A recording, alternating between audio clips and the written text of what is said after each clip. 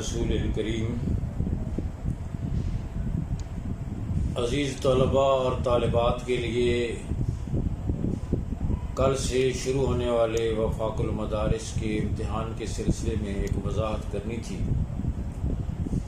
آئندہ کل سے پورے ملک میں چاروں صوبوں بشمول آزاد کشمیر اور شمالی علاقہ جات کے وفاق المدارس عربیہ پاکستان کا جو امتحان ہو رہا ہے، اللہ اس امتحان میں ہمارے تمام طلباء طالبات کو بلکہ دنیا اور آخرت کے سارے امتحانوں میں کامیابی نصیب فرمائے اور سرخرو فرمائے۔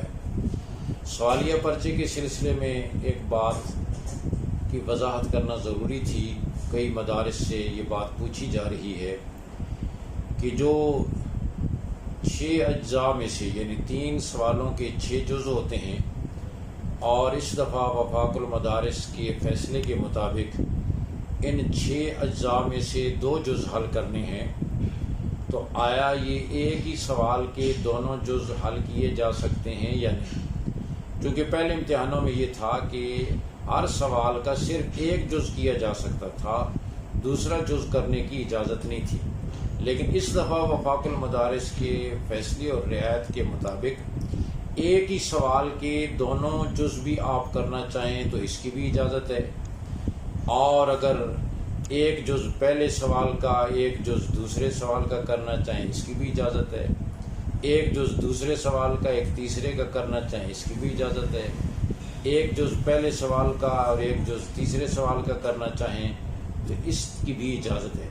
کسی سوال کے دونوں جز کرنا چاہیں تو اس کی بھی اجازت ہے، اور اگر ایک جز ایک سوال کا اور ایک جز کسی دوسرے سوال کا کرنا چاہیں تو اس کی بھی اجازت ہے۔ لہٰذا اس کو پیش نظر رکھتے ہوئے پرچہ حل کریں اور بھرپور انداز میں محنت کے ساتھ اور SOPs اور احتیاطی تدابیر کا خیال رکھتے ہوئے امتحانی ہال میں تشریف لے جائیں۔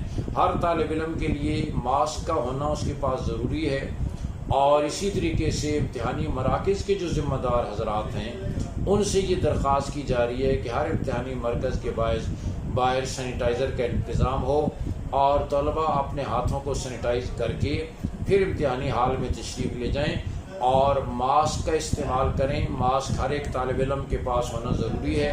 ماسک کے بغیر امتحانی ہال میں جانے کی اجازت نہیں ہوگی۔